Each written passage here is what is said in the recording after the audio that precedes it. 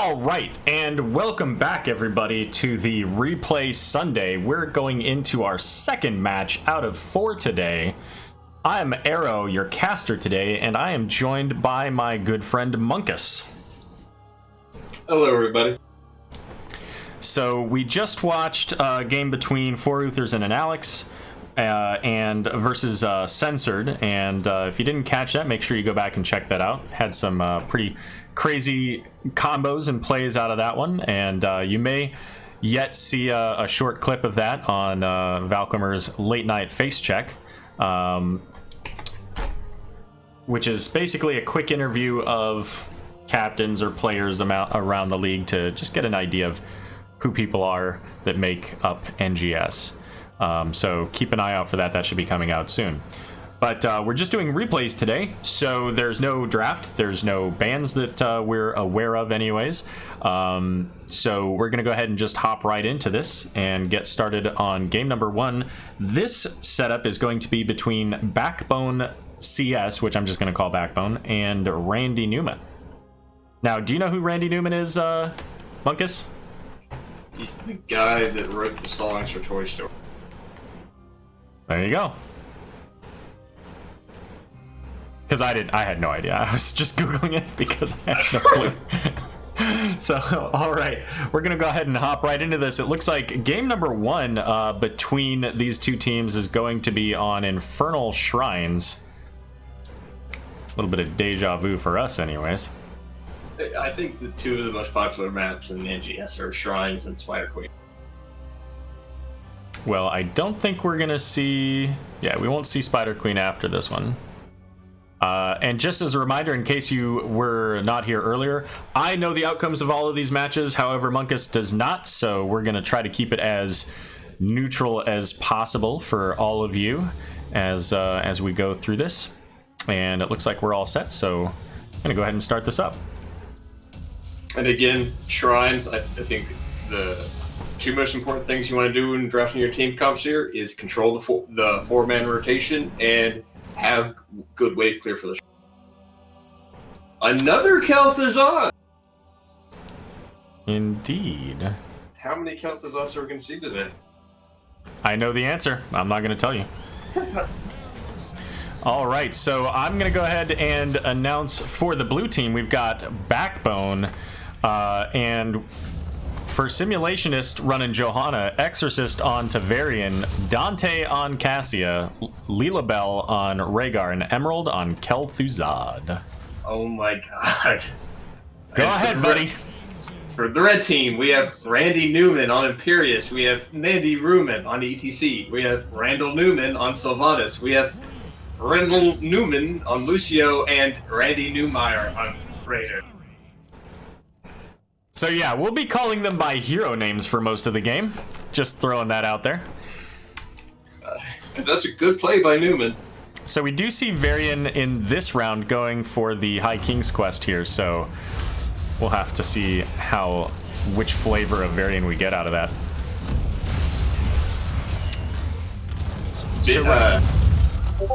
The fight here in mid, I think right now, that benefits Kel'Thuzad the most, to be honest. I don't think that Randy Newman should have taken the fight on mid.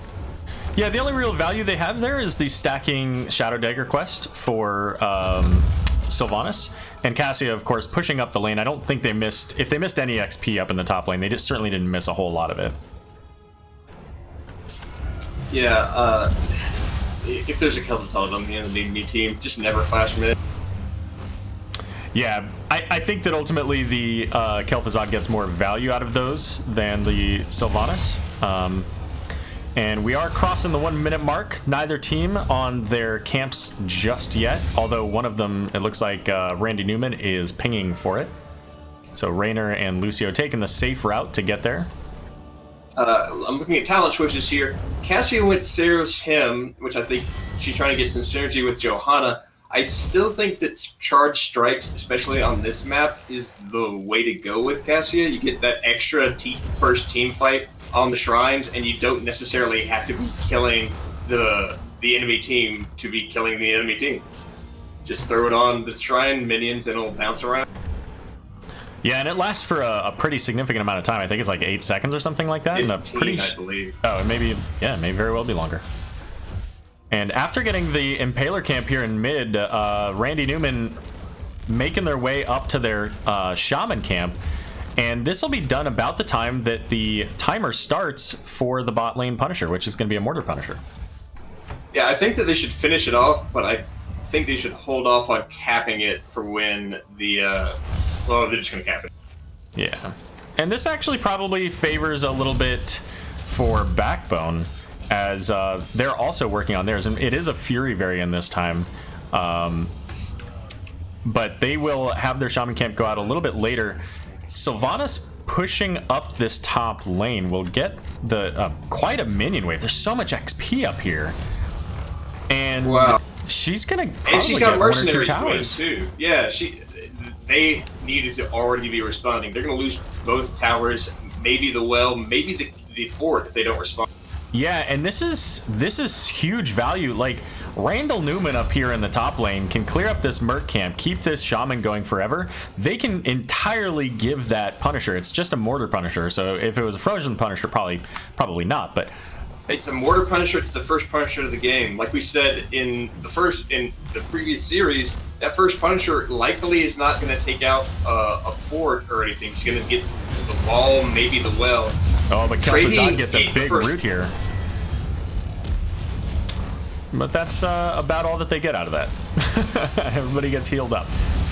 And they need to either respond to Sylvanas or do the objective. They can't just, be dinking around down there. That's a fort gone for nothing. Yeah, that is huge value over to Randy Newman. That's more value than they would have expected to get from that Punisher. And she keeps pushing. They don't have anyone going back to deal with this. They're going to be taking up the towers and the wall in the top lane. Yeah, and Randy Newman saying, let's keep you here as long as possible to get as much value as we can, and that's already the wall down, one tower down, and this Shaman is still full health, and they have, again, a huge wave here of minions. Cassia and Rhaegar heading up now, but the value of that Punisher is going to be 0 almost. Yeah, the other thing is that they walked up. Hearthing would get them there faster. Walking to that top lane takes a lot longer than Hearthing. Johanna hearthed after they started walking up, and she got there before them. Yeah, and so Randy Newman manages to kill Varian in the bot lane, but not only did they come up here, but they chased off Sylvanas and continued to chase her, and now this keep is at half health. That's a big problem for them. You can't let Sylvanas have that much value. With Sylvanas on the table, you always need to keep an eye on her. You need somebody who can go and respond to whatever Sylvanas is doing. And a huge camp invade here from Randy Newman manages to catch that Kel'Thuzad, knock him away, and get that kill. So, Backbone, they won the first objective. They're down on levels and on structure. Yeah, they managed to get one tower from that Punisher, almost the second tower. So they're going to need to get those level 10s out quickly and see what they can do with this. I'm not even sure that Fury was the way to go. Simulation is here just going to go down to the overall damage of the team here. But, Fury into this team, you've got ETC Power Slide. You've got the potential for, I think, Imposing Presence, if I remember right. I think ETC gets that. Imperious can charge you. Imperious can knock you back. Rain, like, there's so many ways that Varian just gets shredded here. He's not going to be able to sit on Hero and just right-click. Right. With Varian, especially with the KTZ, go smash. KTZ lands a root, you follow up with smash, and then they die instantly to the ult. And you know what? Honestly, I think that Taunt would have been just fine too. With Taunt the Kel'Thuzad Cassia. Yeah, I mean, that gives them the potential to slow down and stop, all of that. So we'll see. I think that they, need to make some pretty significant plays here. They're looking to do that. They're getting value in the mid lane right now, and this is where that Fury variant is going to help them. It's going to help them to push these structures down, pretty quickly. But they got to get out of town now. Right. Oh god, the fighting with a flank while down 10s is not what you want to be doing. Yeah, and ETC's going to stage dive in, keep Johanna slow, and there's exactly what we were talking about. Varian trying to stick on somebody, gets down to half health before he just walks away eventually. He also decided to start attacking Randy Newman's front line instead of the two squishies in the back line. Yeah, this is a tough place to be in. We'll see. We'll see how this goes. And this all really happened because they decided to trade push with a Sylvanas comp. Never trade push with a Sylvanas comp. They win. Like, Sylvanas turns off all the structures, you're taking out the towers, and your minions are getting cleared. They'll be done before you're halfway through. Yeah, and once again, this is in the other lane here, in the bot lane, as Sylvanas is going to get this Impaler Cam. This is a little bit more value. It's the second Punisher. It's a Frozen Punisher, so I don't think they, would want to give this up just like they did the first one, but at this point, they still could. Well, this is a huge miscalculation by Backbone. They were doing the camp. They let Randy Newman get 24 stack. And now Sylvanas is just going to push bottom lane for free. And wow, holy cow. Lucio made it out with about 70 health. Who was the other one?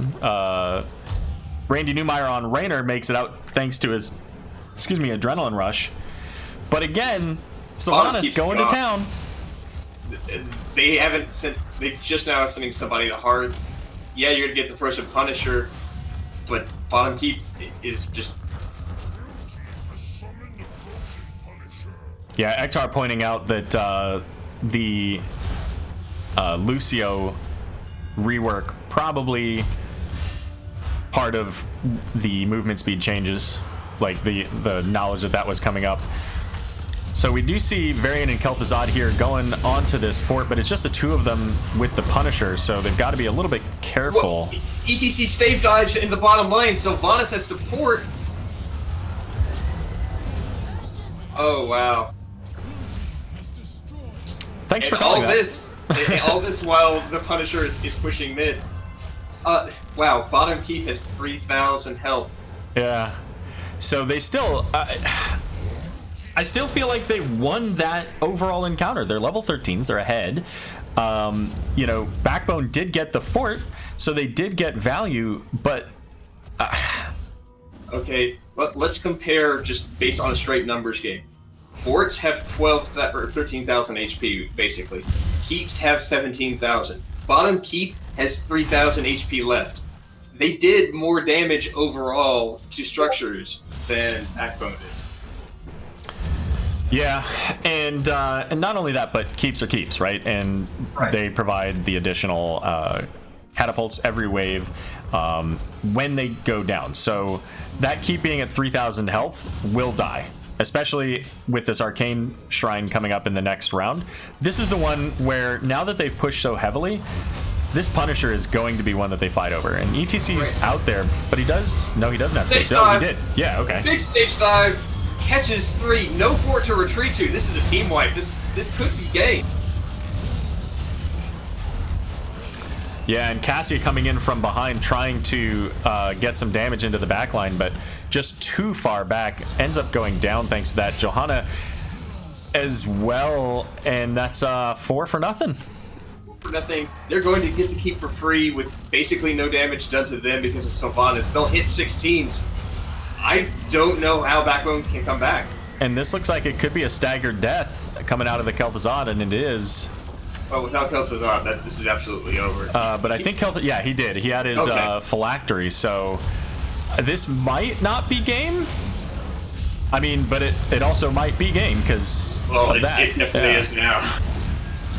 And Lilo Bell there off on the side ends up getting caught and goes down. So the Blessed Shield goes out, trying to stall things for as long as they can. But it's just not going to work out, as the core is now at 79, 77. And it's just Cassia. It's pop-up talents. It's been a little bit since I showed those. And Cassia throwing out that lightning orb. But Lucio says, I'm not even worried about that. Heals everybody up. And the core's looking to go down.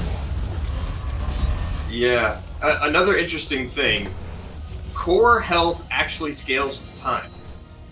So you push in that hard with a Sylvanas comp that early, it's really easy to kill the core compared to late. So let's take a look at these stats here real quick. So we had 15 kills to 4 in favor of Randy Newman, which is a little bit mind-blowing considering how often they were split. Right. What Randy Newman did is they picked and chose their fights. They worked to the advantage of their comp. Sylvanas would split push, then they would like maybe poke. They wouldn't dive in and try to win it. They just, when Sylvanas was with them, they took a massive advantage, and they almost always had talent or level lead because of Sylvanas.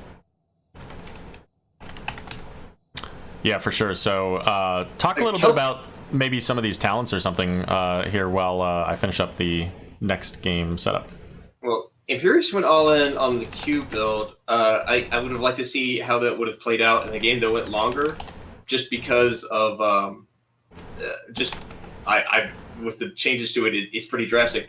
Sylvanas went W build, which I think was, even though they won, I think it's the wrong build to go because she was almost never with the team fight, and you don't get super value in the early game. Like, they won this from the early game, not from late game stacking. I think that if she had gone a Q at 1 and it increased damage if all 5 Q targets hit a single thing, they would have pushed even harder. They would have just destroyed everything because they didn't stop Sylvanas from pushing at all. 5 Q shots with the bonus damage on a keeper forward is huge. It's absolutely huge. Yeah, and I think maybe, their thinking was simply that they probably didn't realize how much value they were going to get. They probably originally intended to have Sylvanas with them far more often, but, there's a moment where you just say, guys, they're not doing anything about this, and you just push. So I've got the thing all set up for the next one, so let's go ahead and... Even with that, I wouldn't have gone the W improvement at 7. I would have gone the E applies trait at 7 so that you can stack your W even higher, especially with E reset at 13. Fair enough. Alrighty, so game number 2 is going to be on Alterac Pass. So just as a quick in-between, based on that last game, are there any heroes that you think should have been banned out? Which obviously we won't see bans, but we'll see if they play them. Are there any heroes that you think should have been banned out, or any heroes that you saw on the last game that you would really like to see going into Alterac Pass? Ban Sylvanas there.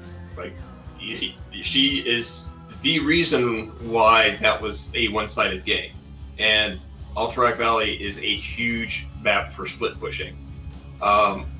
Honestly, because of the way that game went, I didn't get to see any huge, like, oh, this here was a problem for them. This fight wasn't that good. This is where it was plus or minus.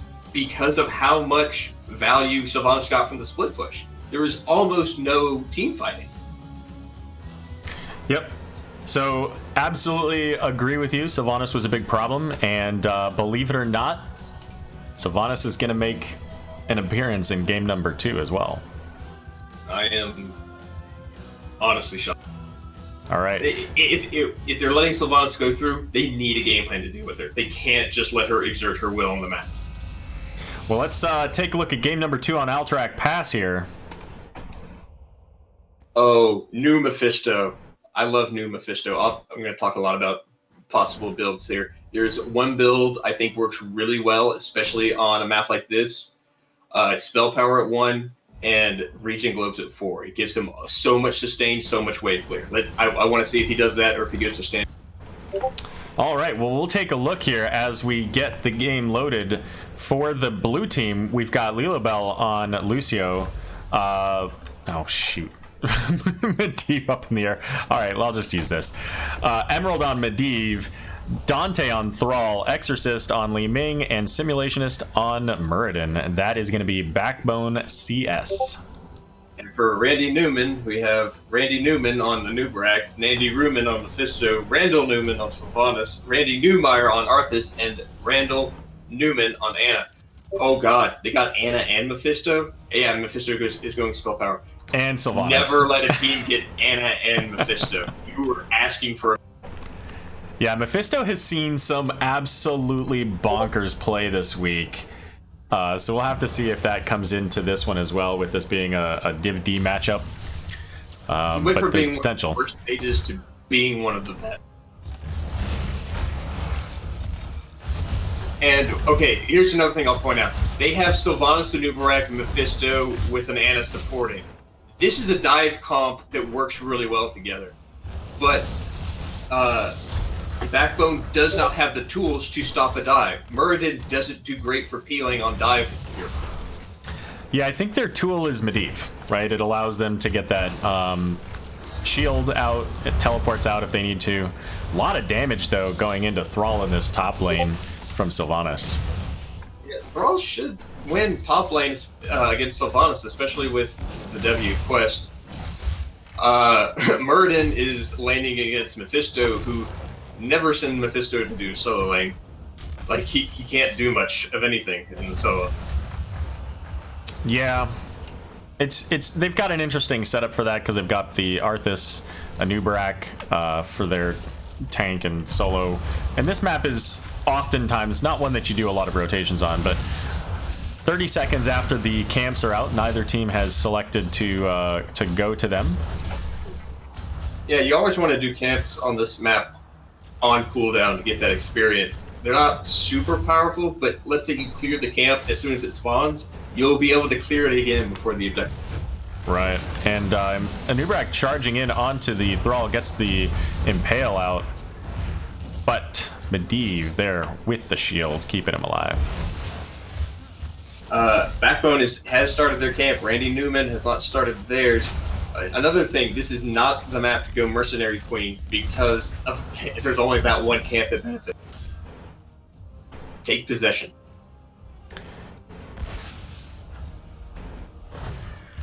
Now, that being said, Mercenary Queen, for what it's worth, I'm not saying that it does or does not provide value to the map, because it certainly does. But Mercenary Queen would affect boss plays. Bosses not being as critical here as they can be in, other maps like your Sky Temple boss, even your Tomb of the Spider Queen boss. But they do have value when you can win harder, so to speak. It gives you more damage to clearing and doing the bosses, whereas the other talents will help you push. I think the other ones just give you a lot more value on a map without much minions to get boosted. Yeah, and she did take Unstable Poison as well. We do see the dive in onto Exorcist and Simulationist. The root nice coming off combo from there. Thalbo. Another thing here, it's hard for a Muradin to peel against Anubarak specifically because of those beetles. Right, yeah. Throwing those storm bolts out. Until you get to 25, they're just gonna get soaked by a beetle. Alright, Nandy Ruman, the Mephisto, he went the old standard, which is static barrier, which gives a shield. I much prefer the new Region Globe at 4. It gives you so much sustained damage and mana And just poking away here, as they do have a camp in mid lane, and Sylvanas able to get a little bit of value out of that. Both towers look like they're probably going to go down, but they're pushing in. Backbone trying to get into the prison camp here. Yeah, they're losing a 4v5 right now. Yeah, getting pulled back now. Mistral just had no health. Sylvanas came up and put that Shadow Dagger on with the multiple stacks of Black Arrow. They ran top. They missed a decent amount of clear mid, and Randy Newman's going to have sevens first, but they're not making a play for the camp. Yeah, both of their bruiser camps are available as well. And Thrall getting Feral Spirit completed there. That's a huge deal. Or Frostwolf pack, but his quest for Feral Spirit. So that'll reduce the cooldown significantly. Without that, if you don't take that or Mana Tide and finish the Frostwolf pack, then you have super mana problems with your with using your. So we see again, kind of what we saw in game number 1, which is that Randy Newman is electing to kind of ignore the objective, at least enough to provide the push, get the soak, and just defend it. Just keep them from taking it while they soak in the top, while they soak in the bot, and now they're going to work on this camp as well. Yeah, one big difference, it seems, is that Randy Newman has a game plan, I think, and they're executing it. Backbone seems very indecisive about where to go and what to do next. They're not responding to the split push. They're not going for the objective when they see other people in lanes. They need to be more decisive on what...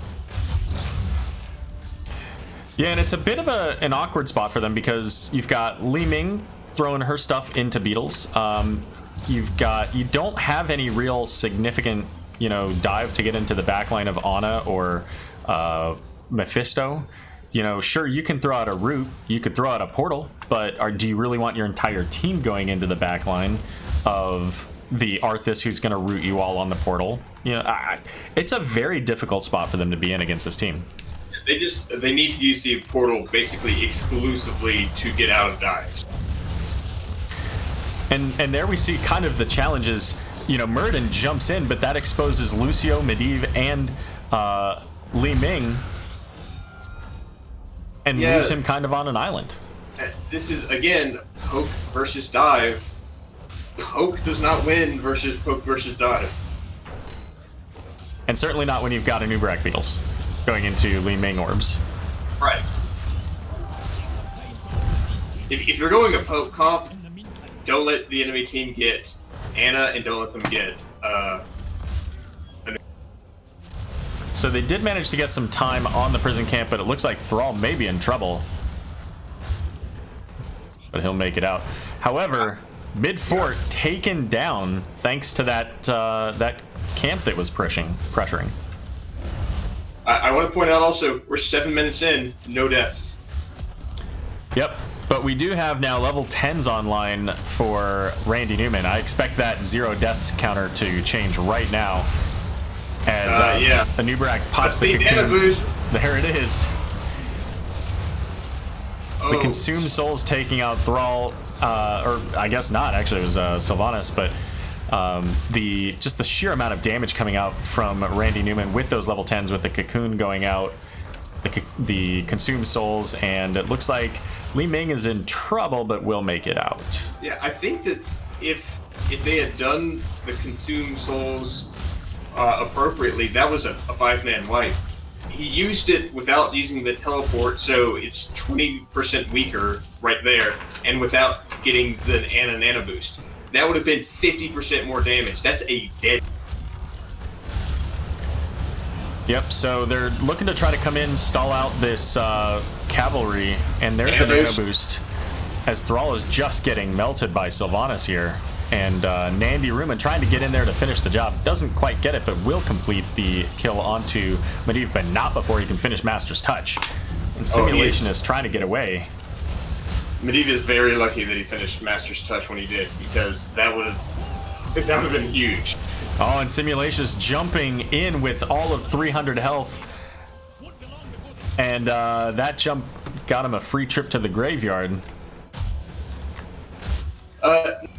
I'm now realizing that we've seen a bunch of heroes today that don't necessarily see together. We've seen Arthas at Sylvanas a lot more than you would normally see. Like Arthas, especially Arthas with Summon Syndragosa, you don't see that too often. Yeah, they've got a little bit better team comp for it than we saw earlier, though, because they've got the Anubrak for the front line, so they don't necessarily have to have. And I like Syndragosa on this map. It provides so much value, as we do see Arthas slowing down Li Ming. Li Ming thinking, hey, I'll take that portal, and then realizing it's going the wrong direction. On this map, it's a lot better because it's such a big map that is conducive to split pushing. And it helps your cavalry, which provides the additional damage so much. And Exorcist does get the shield from Medivh, keeping Li Ming alive there. So we do see, just wanted to point out here, the magic missile build coming out from Li Ming. And I tend to agree with chat. I take Seeker a lot. It depends on the map, it depends on the comp, and you know, I don't know that into a Beetle build that Seeker's necessarily the way I would have gone. I probably would have gone Calamity, especially getting the 13 Illusionist and 16 Diamond Skin to help with those resets and survivability with this team comp. I mean, I absolutely think you don't go Disintegrate into a new Barak, Mephisto, Sylvana. Well, I think they took the Disintegrate specifically because of a Nubarak so that they can burn down those cocoons, but it doesn't help if Li Ming's not there. Well, the thing is that it's a self-root, and you're going to get dove on. Whereas with Force Push, that at least stops them from diving on your team, if nothing else. Yeah, and at level 20, I mean, you can get the Repulsion upgrade, which probably is their best bet against this team to counter the dive and also to, you know, potentially displace the Ana or Mephisto when he pops back from using his Shade. Right. Like, one of the big problems against using Disintegrate against Mephisto is, like, he can just teleport and just sit still and hit you with his static shield, get it maxed out. It'll do just about as much damage as your Disintegrate with you. So we do see the boss play coming out here. Randy Newman saying we're 13s, we're up an advantage here. We see them on the map, they're nowhere nearby. But we do have a Medivh with Leyline Seals, so... Look at this positioning. Notice how they have positioned themselves so that they are not all going to get hit by the Leyline. Yeah, and that was... Oh, mistakes have been made. Yeah. I mean, this could be game. They're up a talent tier. They might hit 16 with this boss push. They have multiple ways of shutting down. The one saving grace is that it's super hard to end with only one lane down in this map. You really need to clear 2. And the death timers are fairly low, but Randy Newmeyer finishing off Li Ming over here too. So, I mean, they'll all be up for the defense of the core at the very least. The cavalry's up. I don't think that they have to push for game here, unless they get some kills, and then they could do it. Right. The thing is that with Black Arrows, there's not much damage being done to this boss right now. It's still at half. Yeah, and their simulation is going deep into the enemy team there, trying to push them back, but it was 1v5 essentially, as half the team was on the boss and half the team was in between attacking the enemies and all that, and they're calling for that boss now, and I think that's a good play. You got the Muradin kill. Yeah, interesting that they elected not to just get the objective, considering how strong it is, but they could end with bottom boss pushing in with Sylvanas Black Arrow. Oh, they're doing both? That is super hungry. Yeah. That is so risky. I assume that they're just kind of thinking, let's get what we can out of this and then we'll pull back, which it looks like that's what they're doing. They don't have a lot of damage on the boss, though. They have basically none. All their damage is, like, maybe you would have wanted to keep Arthas to cap and brought Sylvanas down to deal damage. But Backbone should absolutely know that they're doing the boss right now because they don't see them. There's nothing else on the map they could be. Oh my god, they're going to get the boss without any damage on it for free. And they've got a huge wave already there. This boss is very likely going to get the keep, even if they don't assist it, as long as they don't let Backbone defend it. But they're coming in here now. Medivh flying away. So we'll see if they... now, Arthas did go back. The Wailing Arrow gets a big silence out, but not sure the value there. And Sylvanas does pay for that. Arthas throwing in the Cindergosa, but it's just the 3 of them, 2 tanks and a healer. They do get the kill onto Li Ming, and Randy Newmeyer trying to get out with his life. Yeah, see, the Disintegrate freed them from the cocoon, but she was standing in place and got doped on because... Yeah, and there's that Consume Souls from the graveyard, so Thrall is very low in health. Dive in to keep him from channeling, so this is just a bloodbath, just a 3v3 at this point. Yeah. Bit of a mistake. Like, I understand you always want to get the objective, but if there's a team fight going on, you're not going to be able to cap. You need to kill the other team, then cap. And it looks like Murden may very well go down as well. He does. And the boss does take this keep, and now with 2 lanes down, you can no longer just ignore these lanes, as the boss will die to 2 lanes worth of pressure. 2 lanes down, you have a Sylvanas. Like, what are you going to do if they have the objective? You can't defend all 3 lanes at this point. And the lanes are so pushed up, those cavalry will come right into your core. So they're going to lose. At the best case, they lose the 3rd keep. And that's assuming that they are able to get some kills. Because if they don't get any kills, they lose that 3rd keep and the game. It's pretty much as soon as that's done, because the 2 cavalry will have already done a bunch of damage. So we'll see if they can finish off the cavalry going the other direction, though. Well, I don't like this at all, guys. What's going on here? You're down. You started that fight down a talent tier and without your 2 of your. Oh, Murden is YOLO'd Anna, but so 1 for 1 so far. A little bit of anti-synergy with using Leyline on top of Disintegrate. Protected saves the Li Ming, but at what cost? That's it. Oh, big consume souls. Yeah, and this, in theory, should allow them to finish the game. Well, I mean, look at mid. Medivh might be able to get a kill. Oh, he missed. Look at what has happened to mid right now. Oh yeah, that camp for sure. Like, that's going to take out the keep, and there's just so much look pressure. At all those waves. Oh yeah. Man, I don't think they even need the objective. They're just going to win off the back of Winions and Sylvanas. And now that they have no armor on the core, the core doesn't have any shields. It's not like a standard core which has 24k health and then a 50% shield. This is a much lower health core. Yeah, this is game. I don't think it is physically possible to come back from this deficit. Yeah, definitely not with the cavalry coming.